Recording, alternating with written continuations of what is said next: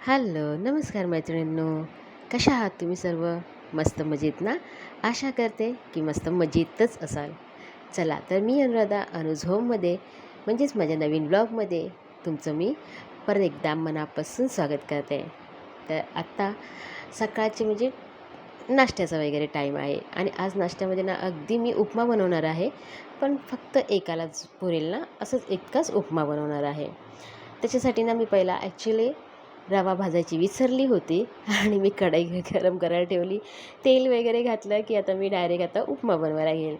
नंतर लक्षात आलं की अरे मी रवा भाजलाच नाही आहे आणि सुका जेवढा मी कोण असं तेलावरती पण परतून चांगलं भाजून घेतात.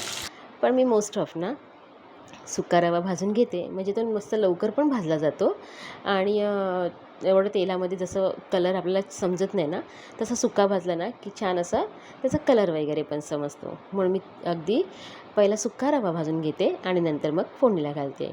त्याच्यामध्ये मस्तपैकी तेल जरा माझा जास्तच पडलेला आहे इथे. जास्त म्हणजे जरा पडलेलाच आहे बऱ्यापैकी. याच्यामध्ये मी राई, जिरा, कढीपत्ता, मिरची, कांदा घातलेला आहे. छान नरम झाल्याच्यानंतर ना ह्याच्यामध्ये मी रवा घातलेला आहे. तेलामध्ये रवा घातल्याच्यानंतर परत एकदा छान मी मस्त तेलामध्ये रवा फ्राय करून घेतलेला आहे.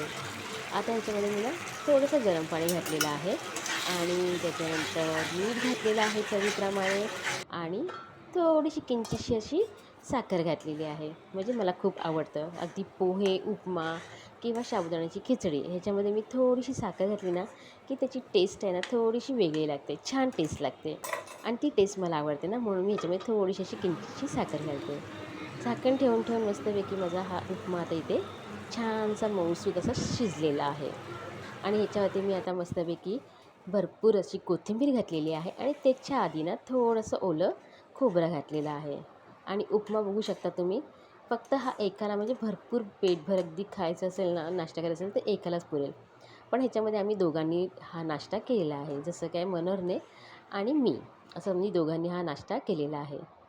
इथे नाश्ता वगैरे झाल्याच्यानंतर ना मी इथे चहा प्यायला बसणार होती. त्याच्या आधी ना मी विचार केला की चला आज मला गवारची भाजी बनवायची आहे आणि खरं सांगू गवारची भाजी फक्त मी आणि मनोहरच खाते.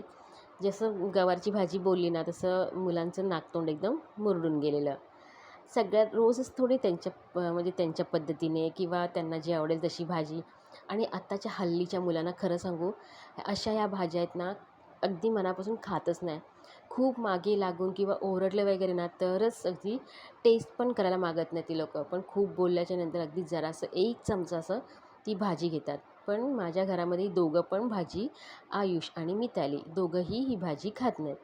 तर मी असो खायची तर खातील नाहीतर मग राहू देत.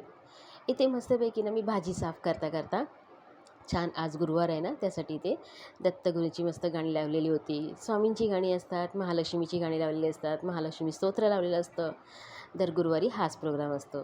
छान इथे मस्तपैकी दिगंबरा दिगंबरा त्याच्यावरती माझं पण आपलं मान डोलवणं चालू होतं. इथे मस्तपैकी आता माझी सगळी भाजी वगैरे साफ करून घेतलेली आहे. भाजी पाण्यात घातलेली आहे. सगळं मी कामं आटपून घेतलेली आहे आणि इथे थोडंसं माझे 2 नॅपकिन असतात जे माझा दुपट्टा नॅपकिन नाही सॉरी 2 दुपट्टा 2 दुपट्टासुद्धा नाही सॉरी. इथे मी एक दुपट्टा आणि किचनचा टॉवेल आहे मोठा ज्याच्यावरती मी पोळ्या वगैरे जे माझ्या बहिणीने दिलेला आहे आणि त्याच्यावरती मी पोळ्या वगैरे काढायला मला ते खूप छान मला खूप आवडतो कारण का तो व्हाईट आहे ना त्यावरती म्हणजे स्वच्छ अगदी बघायला पण छान स्वच्छ वाटतं. तर तो मी आता ना हातानेच धुवून घेतलेला आहे आणि एक छोटासा कपडा आहे व्हाईटवाला त्याच्यामध्ये मी कडधान्य वगैरे बांधून ठेवणार. त्याला मोड येतात असा मी एक छोटासा कपडा तोच बहिणीकडनं घेऊन आलेली आहे आणि ते छान आता मी स्वच्छ धुवून सुकत घातलेले आहेत. आता दुपारच्या जेवणासाठी मी ते तयारी करते. दुपारच्या जेवणामध्ये एकदम साधं सिंपल मी मसूरची आमटी बनवणार आहे, डाळ भात आणि तेच आमटी सॉरी आमटी भात, भाजी गवारीची आणि भाकरी बनवणार आहे. तर इथे ना मी इथे डब्बा म्हणजे कुकर लावता लावताना आयुषशी बोलत होता. आयुष मला सांगत होता की मम्मी अशा अँगलनी फोन नको लावू, तशा अँगलने फोन लाव. पण मी त्याला तेच सांगत होते की मी पहिल्यापासून असाच लावते आणि माझा ट्रायपॉड नाही आहे. जेव्हा ट्रायपॉड होतं तेव्हा मी थोडंसं फिरवत तरी होती पण माझा ट्रायपॉड आहे ना केव्हाच तुटलेला आहे. तर मी त्याला तेच सगळं सांगत होते की नाही रे मला जसं जमतं ना तसं मी करते. तर चला त्याच्याशी गप्पा मारता मारता मी त्या मस्तपैकी थोडंसं ना आता फ्रेश म्हणजे आता अंघोळ झालेली आहे आणि थोडंसं असं म्हणजे असं वाटतं ना की आता परत एकदा तरतरी यावी म्हणून मी ना खूप टाईम झाला म्हणजे मी चहा वगैरे घेऊन नाश्ता चहा वगैरे करून खूप टाईम झालेला म्हणून मी आता थोडीशी ना इथे कॉफी घेते आणि ही साखर ना थोडीशी वाटीमध्ये म्हणजे देवाला नैवेद्य दाखवली ना त्यातलीच मी इथे कॉफीमध्ये घातलेली आहे आणि थोडीशी ठेवून दिलेली आहे. तर चला इथे कॉफी वगैरे घेऊन आलेली आहे, मस्त फ्रेश झालेली आहे, माइंड थोडा फ्रेश झालेला आहे आणि परत आता भाजीला आणि आमटीला फोडणी घालणार आहे. तर त्याच्यात सर्वात आधी मी पहिला भाजीला फोडणी घालण्यासाठी जो माझा उपमा बनवलेला होता ना तीच कढई, डबल काम करायचं नाही, झंझटगिरी करायची नाही. इथे काय करायचं आहे, मी सगळा उपमा जो होता ना तो झाला होता, खाऊन वगैरे झालाच होता, कढई पूर्ण क्लीन होती. आता त्याच्यातच बनवायला काय हरकत आहे, आपण त्यामध्ये अन्न शिजवणार आहे आणि अन्नच बनवलेलं होतं. डबल काम परत करत बसली नाही आहे. तीच कढई गरम करायला ठेवली, तेल घातलं, याच्यामध्ये मस्तपैकी ना हिरवी मिरची माझी संपली होती. अगदी उपमाच्या टायमालाच माझी हिरवी मिरची संपली होती.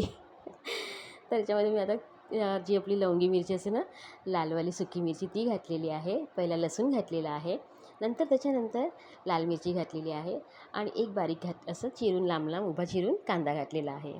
कांदा छान थोडासा नरम झाल्याच्यानंतर याच्यामध्ये मी हळद घातलेली आहे आणि ती छान तेलात परतल्याच्यानंतर ह्याच्यामध्ये मी भाजी घातलेली आहे, गवार आणि एक छोटासाच बटाटा घातलेला आहे. छान तेलात परतल्याच्यानंतर ह्याच्यामध्ये मी हळद घातली होती. ती हळद पण छान मी मस्तपैकी परतून भाजी वगैरे छान त्याच्यामध्ये परतून घेतलेली आहे. एक टोमॅटो असा तो पण लांब लांब चिरलेला आहे आणि भाजी छान परत एकदा परतून घेतलेली आहे. तर इथे ना भाजीला झाकण मारलेलं आहे आणि भाजी एका साईडला शिजते. तर आता इथे ना दुसऱ्या साईडला मी आमटीची फोडणी द्यायसाठी मी आदल्या दिवशी ना हा वाटण बनवून ठेवला होता. तो वाटण मी तसाच ठेवला होता, डब्यात काढला नव्हता. मी तुम्हाला बोलली होती की कशासाठी तरी मी ह्याचं जे मिक्सरला पूर्ण ना भांड्याला ते वाटण वगैरे लागलेला असतो तो पूर्ण क्लीन होत नाही ना, तर ते चांगलं व्यवस्थित धुवून वगैरे कशात तरी त्याचं पाणी जे आहे ना मसाल्याचं ते वापरता येईल. तर आता तो टाईम आलेला आहे. तो चांगला त्याच्यामध्ये ना मी याच्यामध्ये पाणी मिक्सरमध्ये चांगलं थोडंसं वाटण अजून घेतलेलं आहे, कारण का मला वाटणाचीच आमटी बनवायची आहे ना मसूरची म्हणून. आणि ही आमच्याकडे ना म्हणजे तुम्ही कोकणामध्ये वगैरे मोस्ट ऑफ आमच्याकडे ना माझी सासू तर म्हणजे अशीच बनवायची आणि मनोहरला ही आमटी अशी खूप आवडते, कारण का त्यांच्याकडे मोस्ट ऑफ गावी मी जेव्हा पण जायची ना माझी सासू अगदी थोडंसं का होईना पण सगळ्या जेवणामध्ये वाटण घालायचीच. म्हणजे कडधान्याचे तर घालतोच ना, पण त्यांच्याकडे आमटी किंवा डाळ जरी बनवायची असेल ना, गोडी डाळ जरी बनवायची असेल तरी थोडंसं खोबरं घेऊन ते वाटायचं आणि ती गोडी डाळ बनवायची. जो आपला कच्चा वाटण असतो ना ते वाटण ओल्या खोबऱ्याचं ते घेऊन तशी बनवायची. आणि हे अशी तर आमटी बनवायची असेल ना मसूरची तर ह्याला असा हा वाटण लागलाच पाहिजे आहे. तर आता मी त्याच पद्धतीने म्हणजे तशीच आमटी बनवते. तर हा वाटण पूर्ण आता मिक्सरमधला आहे ना तो चांगला पाण्याने धुवून याला बरंच म्हणजे आता वाटण होतं ते मी डाळीमध्ये ओतून घेतलेलं आहे. जेव्हा कुकर मी गरम होता रिकामी केला, भात वेगळा ठेवला आणि डाळ वगैरे तुम्ही बघितलं असाल, तर ह्याला मी आता मिक्सरमधलं भांड्यातलं सगळं ते पाणी वगैरे डाळीमध्ये ओतून घेतलेलं आहे आणि छान अशी मस्तपैकी डाळ वगैरे घोटून घेतलेली आहे. आता फोडणीसाठी ना मी याच्यामध्ये फक्त कढीपत्ता आणि लसूण घालणार आहे, राई जिरा कढीपत्ता आणि लसूण घालणार आहे. टोप गरम करायला ठेवलेला आहे आणि इथे मी विसरली होती की लसूण म्हणजे ॲक्च्युली मी विसरली होती की लसूण फोडणीला घालायचं आहे, पण ऐन टायमाला बरं झालं की मला लक्षात आलं की कारण की ना आमटी वगैरे आपण डाळ वगैरे बनवतो त्याच्यामध्ये ना लसणाची फोडणी घातली ना तर एक नंबर त्याची टेस्ट येते. तेलामध्ये सगळं ते अर्क उतरतं ना. बरीच म्हणजे अगदी सगळीजणच तशी करतात, पण विसरली असती ना तर कदाचित तशी टेस्ट आली नसते आणि मस्त असं खमंग अशी ती फोडणी जाते ना लसणाची, त्याच्यामुळे खूपच जेवणाला टेस्ट येते. तर इथे ना मोस्ट ऑफ मी ना जेव्हा माझं घरगुती जेवण बनतं ना तेव्हा ना तेल चेंज करते. म्हणजे मी इथे ना राईचं तेल वापरते, मोस्ट ऑफ राईचं तेल किंवा राईस ब्रेन ऑइल असतं माझ्याकडे आणि सनफ्लावरचं ऑइल असतं, असं 3 प्रकारचं माझ्याकडे ऑइल असतात. तर मी ना असं चेंज करून तेल सगळे वापरत असतात, एकच कंटिन्यू तेल वापरू नये ना म्हणून मी एकाच टाईपचं वेगळ्या टाईपचे असे तेल वापरते.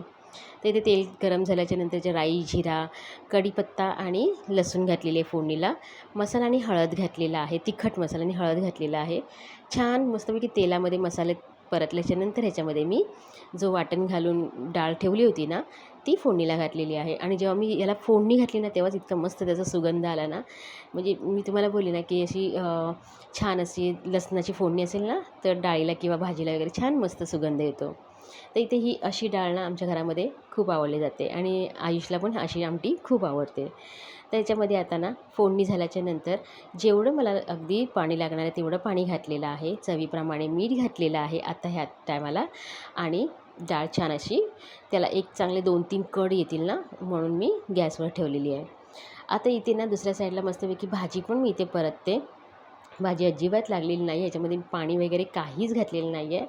एकदम मस्तपैकी छान अशी भाजी म्हणजे न करपता मस्तपैकी शिजत होती. ह्याच्यामध्ये मी आता ह्या स्टेजला चवीप्रमाणे मीठ घातलेलं आहे, थोडंसं गरम मसाला घातलेला आहे आणि धणे जिरे पूड घातलेली आहे आणि छान भाजी अशी मस्तपैकी 1-2 मिनटं ती छान अशी परतून घेतलेली आहे मी मस्तपैकी. कारण का सगळे जे मसाले आहेत ना ते सगळं भाजीला लागली पाहिजे आहे ना, जे आत्ता मी वरून घातले ते सगळ्या भाजीला लागली पाहिजे आहे ना, म्हणून मी मस्तपैकी 1 ते 2 मिनटं छान अशी परतून घेतलेली आहे आणि परत एकदा ना झाकण मारून याला ठेवलेलं आहे. पहिला बघितलं तुम्हाला इथे दाखवलं मी, बटाटा पण मस्त मऊसूद असा शिजलेला आहे आणि भाजी पण माझी ऑलमोस्ट शिजलेली आहे. पण मी एक ना आत्ता जस्ट मसाले टाकलेले आहेत, म्हणून मी याच्यावरती झाकण मारून 1 मिनिट असं ठेवणार आहे. तर इथे बघा, तोपर्यंत मी इथे डाळीमध्ये कोथिंबीर बारीक चिरून मस्तपैकी घातलेली आहे आणि माझी आमटी इथे छान अशी तयार झालेली आहे आणि ही वाटणाची आमटी खूप एक नंबर लागते, मस्त लागते आणि आमच्या घरामध्ये फेवरेट आहे. इथे मस्तपैकी माझी आमटी तयार झालेली आहे कोथिंबीर वगैरे घालून. आता इथे भाजीचं टर्न आलेलं आहे. ह्याच्यामध्ये मी ना ओलं खोबरं घातलेलं आहे. तुम्ही शेंगदाण्याचं कूट जरी घातलं तरी पण ही भाजी खूप छान लागते. थोडीशी कोथिंबीर घालायची आणि मस्तपैकी माझी गवारची भाजी इथे छान अशी तयार झालेली आहे. शेंगदाण्याचं कूट माझ्याकडे होतं, पण मी मुद्दाम घातलेलं नाही आहे, कारण का ही पिवळी भाजी आणि खोबऱ्यावरची आहे ना, त्यामुळे मी पिवळी भाजी आहे आणि ती खोबऱ्यावरती छान लागते. थोडीशी तिखट म्हणजे लाल मसाला घालून केली असती ना तर छान अशी ती त्याच्यामध्ये मी शेंगदाण्याचं कूट घातलं असतं.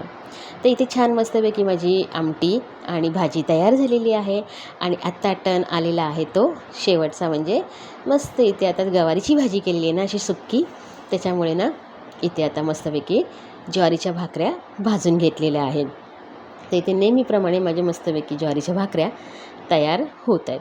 अजून मी जास्त आता ही मुलं खातील किंवा नाही खातील मला माहीत नाही, पण मी आपल्या नेहमीप्रमाणे 4 ते 5 भाकऱ्या अशा बनवलेल्या आहेत. भाजीच आवडत नाही, त्याच्यामुळे भाकरी खातील की नाही माहिती नाही, पण दही आहे बरोबर, त्याच्यामुळे दहीमध्ये मीठ आणि थोडंसं तिखट घातलं ना की त्याच्याबरोबर पण आयुष आवडीने खातो. पण बघूया, प्रत्येक टायमाला आवडीचंच जेवण बनतं असं घरामध्ये होत नाही ना, खाल्लं तर खाल्लं, नाही तर ठीक आहे. तर इथे मस्तपैकी आता ही माझी शेवटची भाकरी झालेली आहे, डन. तर इथे मस्तपैकी भाकरी वगैरे झालेली आहे, गॅस बंद केलेला आहे आणि आता ना तवा खूप गरम आहे, त्याच्यामुळे ना आरामात मी तवा उतरून एका साईडला ठेवलेला आहे. छान इथे भाकऱ्या वगैरे सगळ्या डब्यामध्ये भरून ठेवलेल्या आहेत.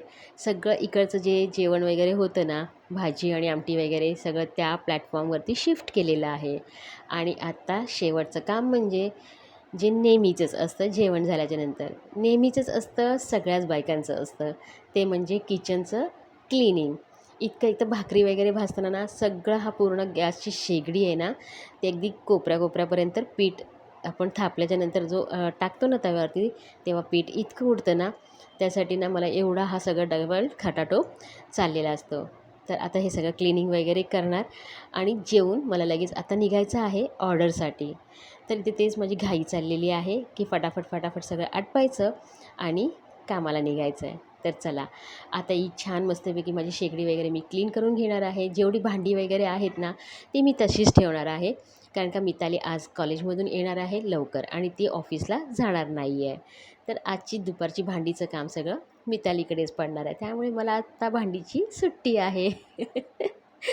मुली असतील ना तर खूप खरंच मदत होते. तर चला, इथे मस्तपैकी छान प्लॅटफॉर्म वगैरे साफ झालेला आहे आणि आता मी ब्लॉग इथेच थांबवते. परत भेटूया आपण नवीन ब्लॉगमध्ये उद्याच्या. तोपर्यंत मी बाय बोलते आणि ब्लॉग इथेच थांबवते. ब्लॉग आवडला असेल तर लाईक, शेअर अँड सबस्क्राईब.